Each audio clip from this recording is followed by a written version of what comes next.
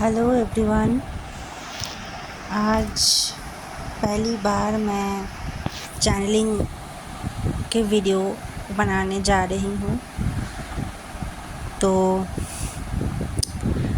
मुझे ड्रीम में कुछ चैनलिंग्स हुआ है। आई होप ये कलेक्टिव में एटलीस्ट कुछ डीएफ को शायद रेजोनेट करेगी। मुझे 3 टाइप्स की चैनलिंग हुई है। एक है कि कुछ डीएफ्स ऐसी है जिनके घर वाले बहुत टॉक्सिक है, उनको इनर वर्क नहीं करने देते। अगर इनर वर्क वो करती या फिर अपनी फ्री विल की कुछ करती तो उनके ऊपर फिज़िकल या मेंटल टॉर्चर करती है। ऐसे डीएफ होते हैं। तो मेरा यही चैनलिंग हुआ कि आपको खुद के लिए स्टैंड लेना है। आपकी फ्री विल, आपके इनर वर्क को प्रायोरिटी देनी है। वो कितना दिन टॉर्चर करेंगे और डिवाइन क्या बैठे बैठे सिर्फ देखते रहेंगे? आप स्टैंड तो लो। वो 1 दिन रोकेंगे, 2 दिन रोकेंगे, और डिवाइन जब ये देखेगा ना कि आप स्टैंड ले रहे हो खुद के लिए, आप कुछ भी करके इनर वर्क को डेडिकेटेडली फॉलो कर रहे हो, तो डिवाइन खुद ब खुद आपके लिए रास्ता खुलता जाएगा और सिचुएशन आपके फेवर में करता जाएगा।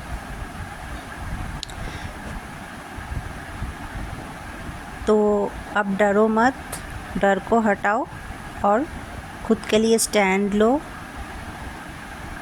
खुद के इंट्यूशन को फॉलो करो, फ्री विल को प्रायोरिटी दो और जैसे भी हो सके अपनी इनर वर्क को मेंटेन करो।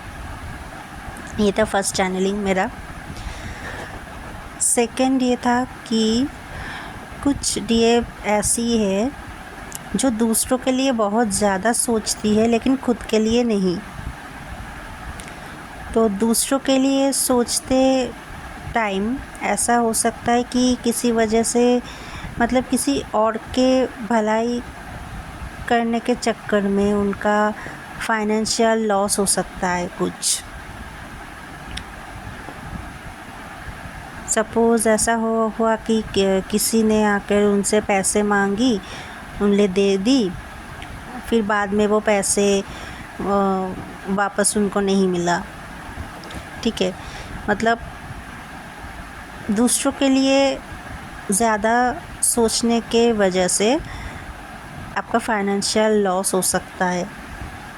तो यहाँ पे आपको क्या करना है? खुद को प्रायोरिटी देना है और कॉन्शियस रहना है कि कहाँ आप कितना पैसे खर्च कर रहे हो, किसे कितना पैसे दे रहे हो, वो इंसान ट्रस्टेबल है या नहीं। ये सब आपको दिमाग में रखना है। नेक्स्ट जो है कि कुछ डीएफ का एसेंशन अच्छे से होने वाला है, लेकिन एसेंशन होने वाला है उसके साथ ऐसा भी मुझे चैनलिंग हुआ कि वो ना एसेंशन के पीछे ही भाग रही है।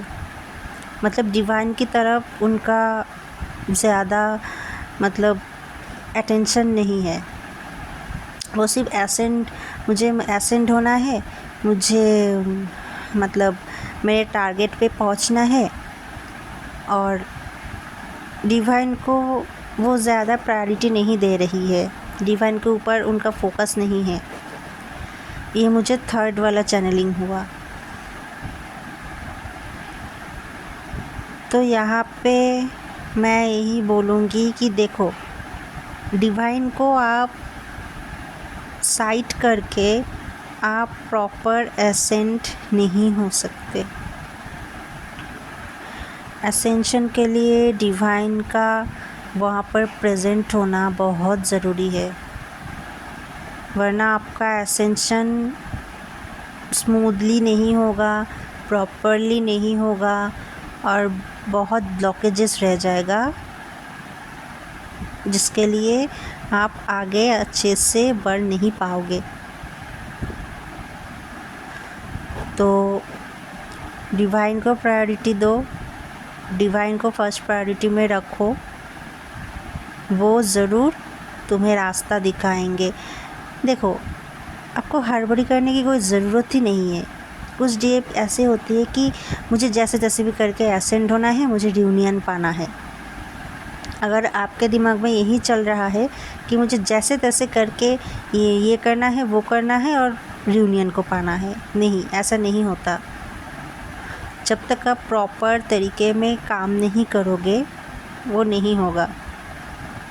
एज एग्ज़ाम्पल, जब डॉक्टर सीज़रियन सेक्शन करते हैं, ठीक है, तो उनको ऊपर से एक एक करके फर्स्ट स्किन लेयर, फिर मसल लेयर को, मतलब फर्स्ट इंसिशन स्किन में होगा, फिर मसल लेयर को डिसेक्ट करते करते करते करते यूट्रस तक पहुंचना है, फिर यूटेरस में इंसिशन देकर बच्चे को बाहर लाना है, और उसके बाद फिर से यूटेरस को सुचरिंग करके अंदर प्लेस करना है, फिर एक एक करके मसल लेयर को सुचर करते करते करते करते बाहर की तरफ आना है। अब यहाँ बीच में कई बार ऐसा होता है कि कोई ब्लड वेसल भी वहाँ पर कट हो जाती है और ब्लीडिंग होने लगती है, ठीक है।